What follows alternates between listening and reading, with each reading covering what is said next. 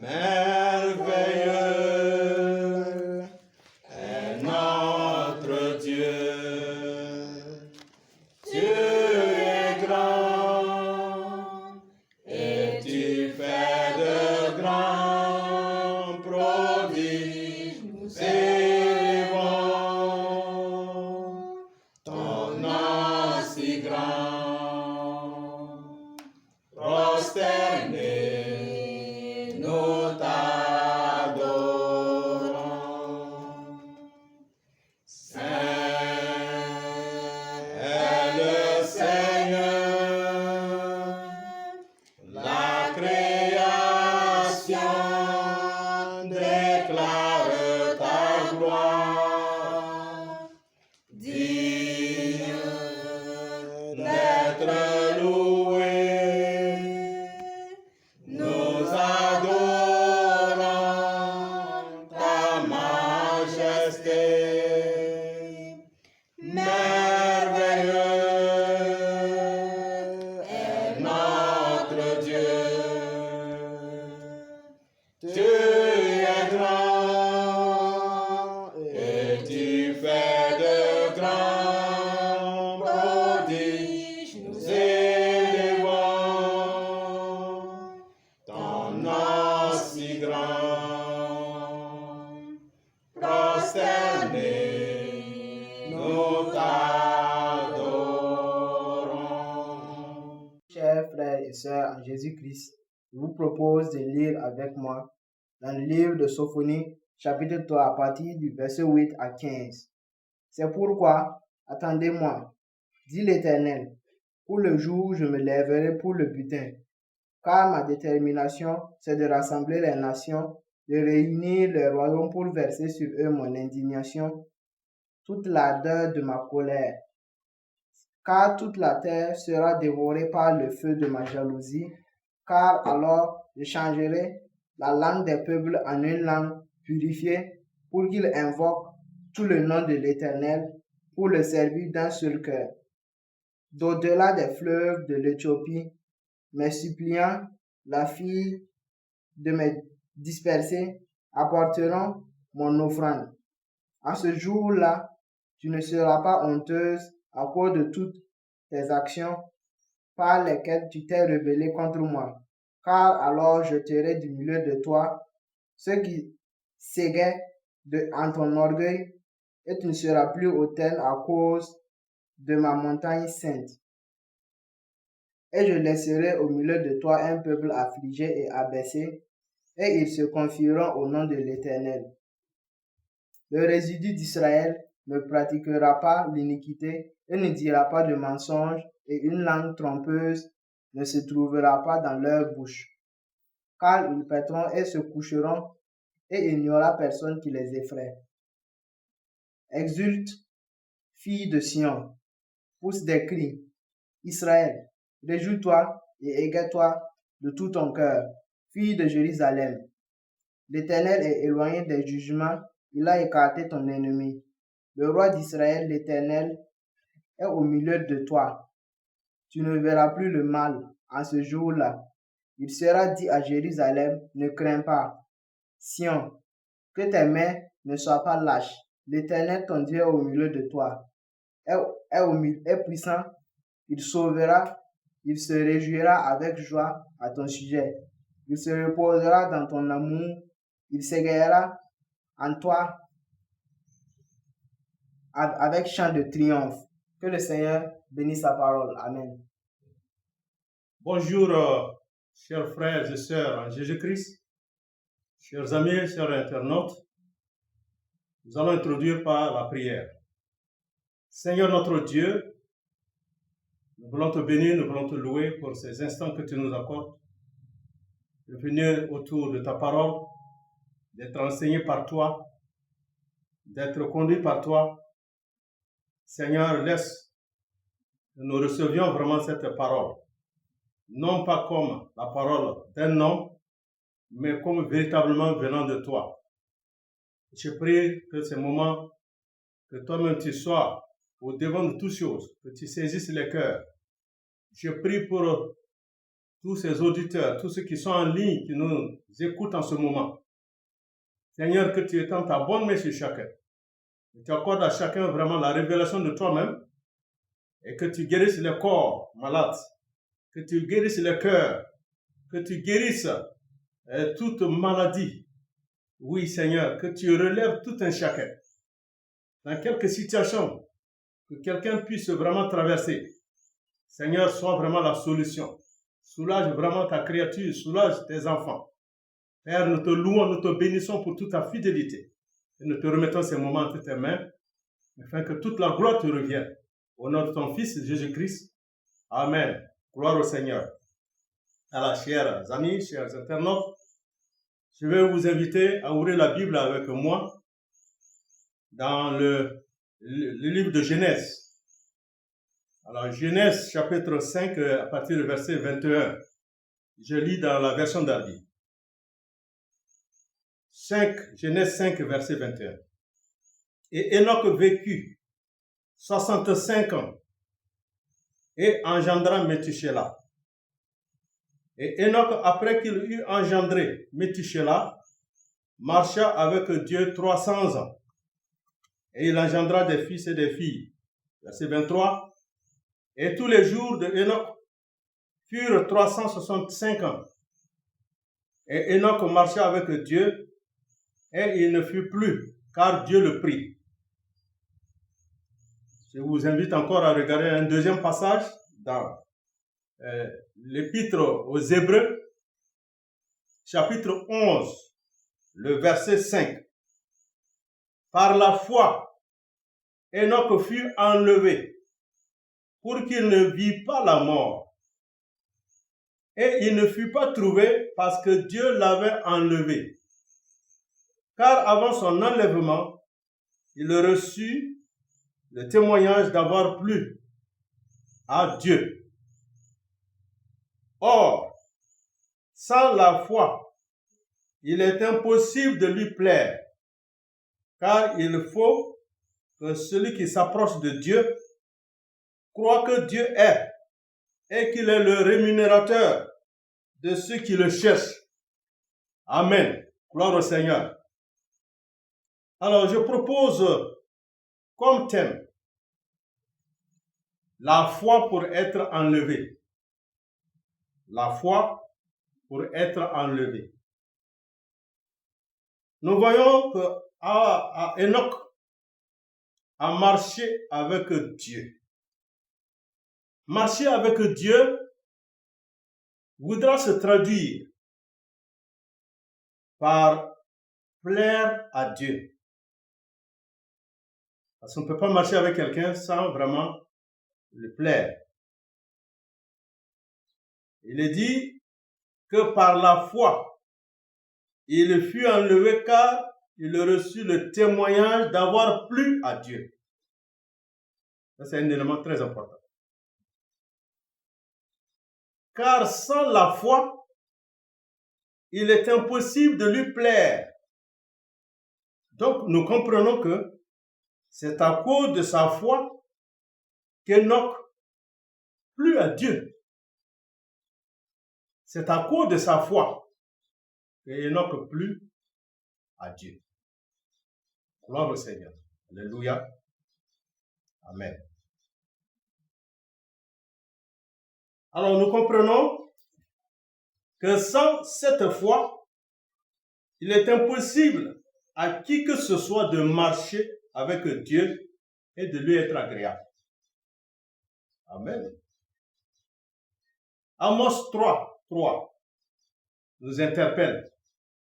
Deux hommes peuvent-ils marcher ensemble s'ils ne sont pas d'accord? Pour pouvoir marcher avec Dieu, il faut avoir sa nature, évidemment, et forcément. Enoch, après la naissance de Métushéla, à 65 ans, il a commencé à marcher avec Dieu 300 ans. Pensons-y. Alors, on peut comprendre effectivement qu'il faut avoir aussi la nature de Dieu. Parce que si on n'a pas la nature de Dieu, comment on peut marcher avec lui? Il faut que Dieu nous donne sa nature. Nous comprendrons ça par le Seigneur Jésus-Christ. Il a fallu que le Seigneur lui-même vienne par son Fils dans un corps semblable au nôtre pour prendre ce corps et nous donner vraiment sa nature. Pierre va le dire ici. 1 Pierre 1, verset 3. Comme sa nature, comme sa divine puissance, nous a donné tout ce qui regarde la vie et la piété, par la connaissance de celui qui nous a appelés par la gloire et par la vertu, par lesquels il nous a donné les très grandes et précieuses promesses, afin que par elles vous participiez de la nature divine, ayant échappé à la corruption qui est dans le monde par la convoitise. Verset 5.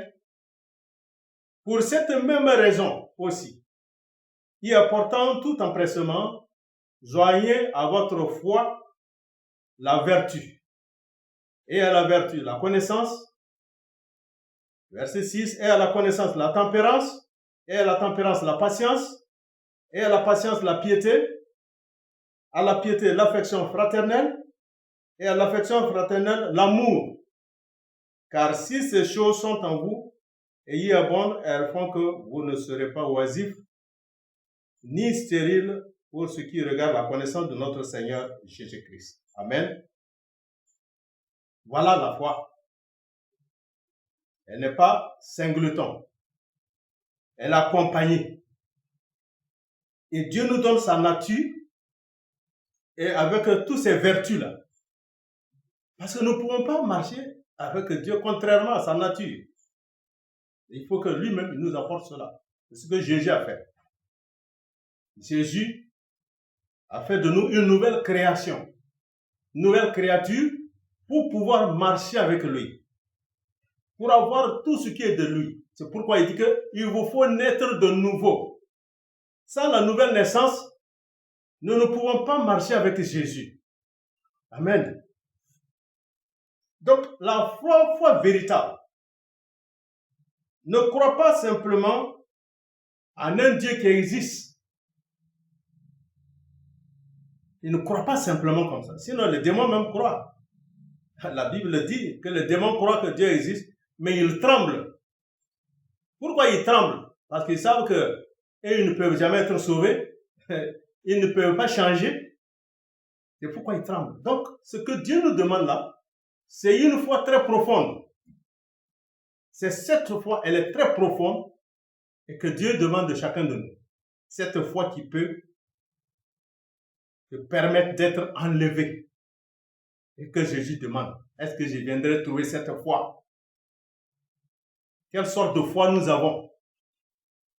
Une foi superficielle, ça ne peut pas nous permettre d'être enlevés.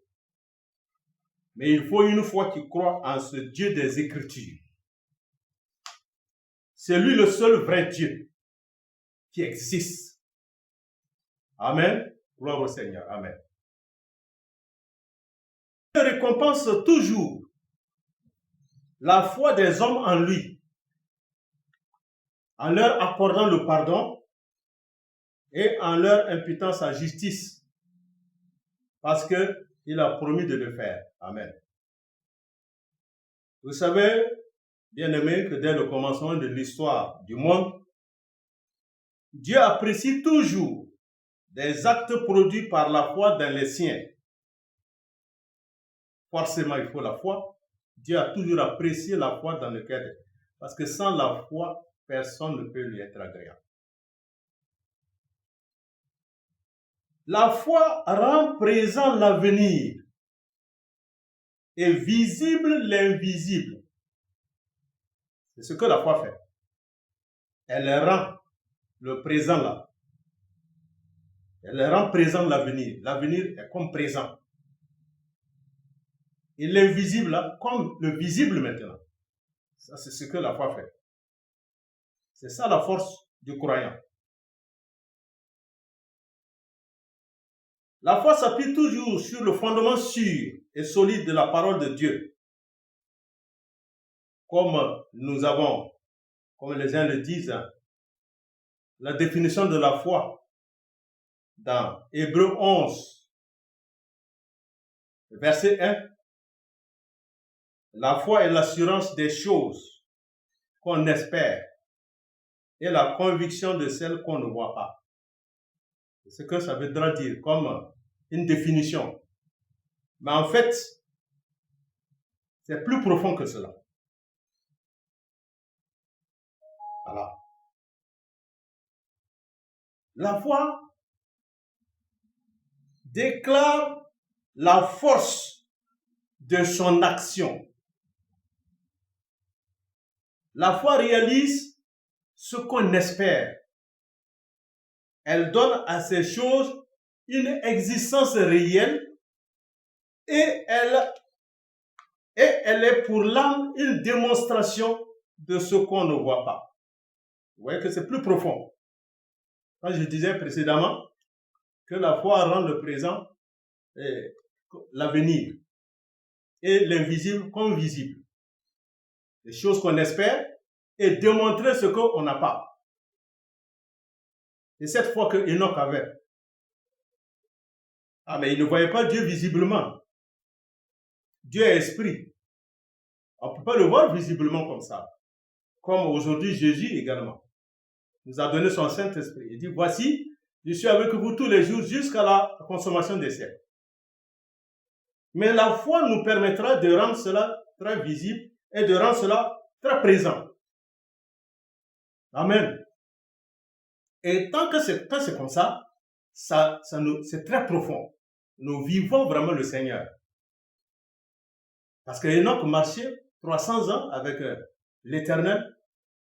Il a fallu d'abord vraiment que le Seigneur, tous les jours, il va le façonner. Il va vraiment avoir la nature de Dieu. Il va avoir les pensées de Dieu. Il va avoir le cœur de Dieu.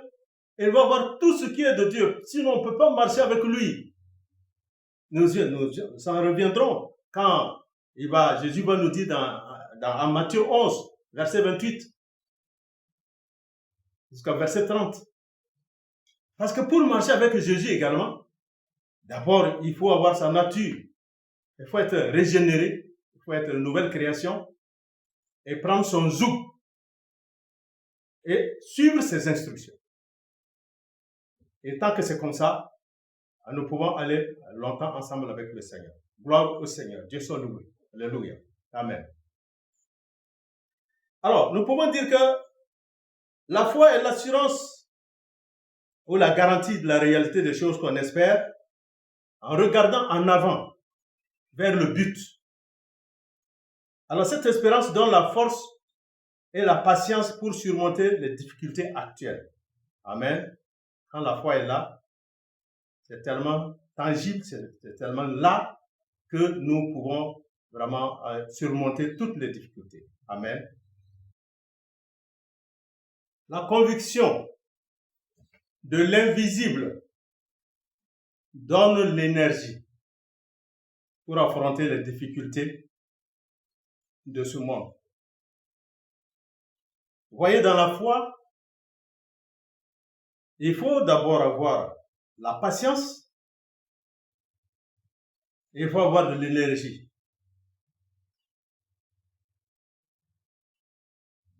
Enoch, 65 ans après la naissance de son fils Métushélah, il a commencé à marcher avec Dieu et pendant 300 ans. Cette longue marche illustre la vie chrétienne également. Nous pouvons voir la vie chrétienne au travers de cette longue marche. Parce que la vie quotidienne du croyant est comparée à une marche, est comparée à une course, est comparée à un combat, car la terre dominée par Satan n'est pas un lieu de promenade, ni de repos et de loisirs. Donc, pour voir la vie quotidienne du croyant. C'est une marche, c'est une course, l'apôtre Paul en a parlé. C'est un combat. Parce que nous ne sommes pas chez nous, nous sommes sur un terrain ennemi. Le monde. N'aimez pas le monde, ni les choses qui sont dans ce monde. Celui qui est ami du monde est inimité avec Dieu. Alors nous voulons être amis avec Dieu et être ennemis de ce monde, forcément. On peut comparer cela également à un soldat. Le chrétien doit toujours être sur ses gardes. Il doit veiller et il doit se revêtir de l'armure complète de Dieu pour tenir ferme et résister aux attaques de l'ennemi. Amen. Ça ne sera pas toujours facile. Et donc, comme il n'y a pas de détails pour nous dire comment ça s'est passé, mais sachant que ce sont des éléments, ce n'est pas facile. La marche aussi est considérée comme un athlète qui court les yeux fixés sur Jésus-Christ, qui est le but de sa course.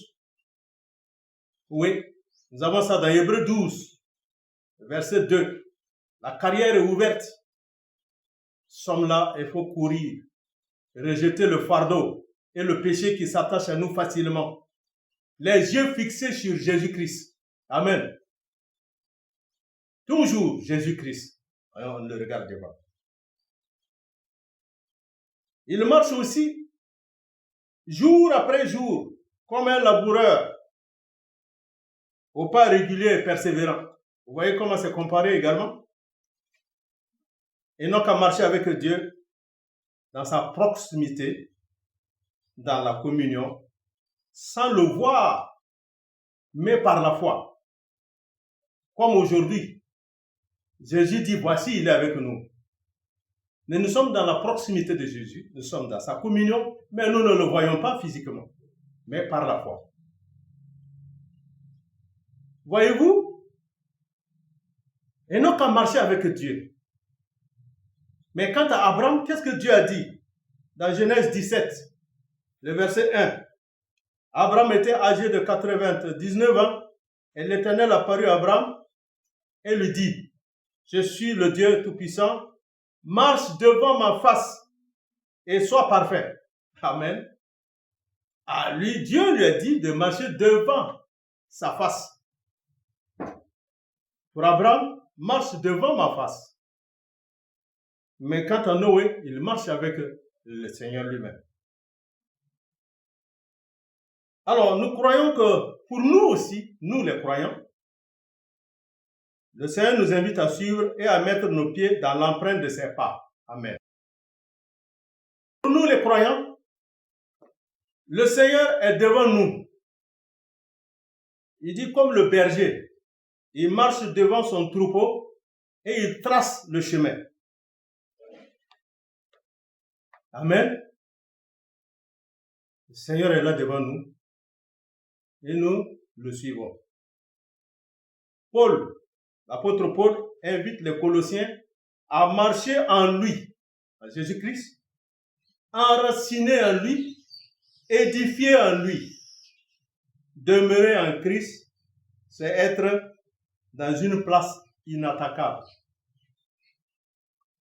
Si nous demeurons vraiment en lui, nous sommes à la place inattaquable. Jésus dira que si séparés de moi, vous ne pouvez rien faire. Voilà. Une des conséquences est que Enoch n'est pas passé par la mort, mais que Dieu l'a enlevé. C'est ça qui est très important. Alléluia. Qui ne voudra pas cela? Mais pendant sa vie, Enoch avait annoncé le jugement que Dieu exécutera par le déluge. Mais il a été pris au ciel avant sa venue, avant la venue du déluge. Ça, nous connaissons ça très bien. Enoch a été enlevé avant que le déluge n'arrive. Noé également a marché avec Dieu, mais lui, quand le déluge est venu, lui, il était dans l'arche. Et il a été sauvé. Alors, nous comprenons par là que c'est un peu l'image de l'Église, hein? Le peuple céleste qui sera enlevé par Dieu. C'est par la foi que nous comprenons que le Seigneur trouve sa joie en celui qui dépend entièrement de lui. L'Église sera enlevée avant que la colère de Dieu ne tombe sur ce monde-là. Vous savez que la colère de Dieu qui arrive, c'est très différent de la tribulation. Ici, je parle de la colère. L'apôtre Pierre parle de cela. Dieu ne va plus détruire ce monde par l'eau, mais c'est le feu. Ce monde attend le feu. Tout sera embrasé. C'est cette colère que je parle. Mais Dieu va enlever son Église avant cette colère-là. Mais l'Église doit passer aussi par la tribulation. Ça, je crois par cela. Parce qu'il y a la souffrance en Jésus-Christ. Il y a de la souffrance. La tribulation aussi arrive. Mais ça, c'est pour édifier notre foi. C'est pour éprouver notre foi. Forcément, tribulation. Différent du jugement. Amen. On est d'accord avec ça. Ainsi, par la foi, nous croyons que Dieu existe. Et on s'approche de lui. Et on le recherche. On espère en lui. C'est le seul moyen de lui plaire. C'est comme ça. Noé marchait avec Dieu. Dans Genèse 15, verset 1, nous voyons qu'après ces choses, la parole de l'Éternel fut adressée à Abraham dans une vision disant, Abraham, ne crains point, moi je suis ton bouclier et ta très grande récompense. Amen. Nous voyons cela. Dieu récompense toujours ceux-là qui mettent leur foi en lui. Car sans la foi, on est désagréable devant le Seigneur. Ésaïe 40, verset 10. Voici le Seigneur l'Éternel viendra avec puissance et son bras dominera pour lui.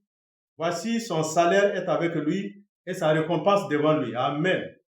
Dieu récompensera toujours ceux qui placent leur foi et leur confiance en lui. Amen. Je disais précédemment, dans Matthieu 11, 28, venez à moi, vous tous ceux qui vous fatiguez et qui êtes chargés, et moi je vous donnerai du repos. Amen. Le verset 29. Prenez mon joug sur vous et apprenez de moi, car je suis de bon air et humble de cœur, et vous trouverez le repos de vos âmes. Verset 30. Car mon joug est aisé et mon fardeau est léger. Amen. Gloire au Seigneur. La foi pour être enlevée, c'est vraiment avoir le joug de Jésus sur toi et recevoir ses instructions. Marcher avec le Seigneur Jésus-Christ dans sa parfaite volonté, renoncer à soi-même, prendre toujours toi-même ta croix, vivre vraiment la croix et vivre pleinement la vie de Jésus-Christ. Au coude à coude avec le Seigneur Jésus-Christ, comme ce que Enoch, ce qu'il était arrivé. Vous savez que pour marcher avec le Seigneur, il faut vraiment avoir toutes ses pensées, il faut être effacé.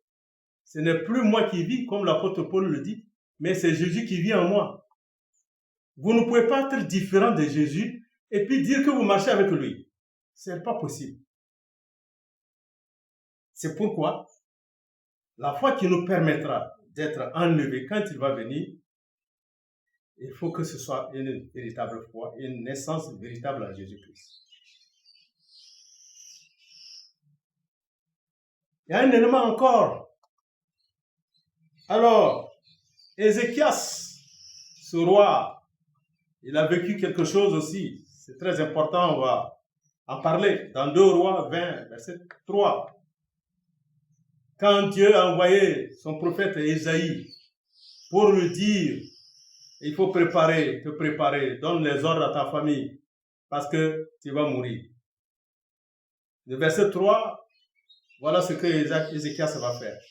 Hélas, Éternel, souviens-toi, je te prie, que j'ai marché devant ta face, devant toi, en vérité, et avec un cœur parfait, et que j'ai fait ce qui est bon à tes yeux. Et Ézéchias versa beaucoup de larmes. Et il arriva que Ésaïe étant sorti, et n'étant pas encore arrivé au milieu de la ville, la parole de l'Éternel vint à lui, disant, retourne et dis à Ézéchias, prince de mon peuple, ainsi dit l'Éternel, Dieu de David, ton père, j'ai entendu ta prière, j'ai vu tes larmes, voici je te guérirai, le 3e jour tu monteras à la maison de l'Éternel. Verset 6, et j'ajouterai 15 années à tes jours, et je te délivrerai toi et cette ville de la main du roi d'Assyrie, et je protégerai cette ville à cause de moi, à cause de David, mon serviteur. Amen. Ah, c'est ça. Est-ce que nous pouvons y penser à cela?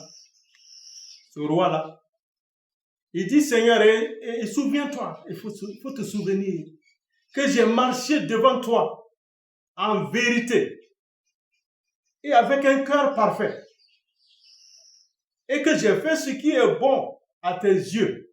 Voilà comment se comportait Ézéchias également. Ça nous interpelle aussi, bien aimé. La marche pour plaire vraiment à Dieu, ça demande des éléments comme ça. Alors, nous voyons que Ézéchias a compris que la marche se fait vraiment dans la vérité. Nous aussi, nous devons emboîter ça.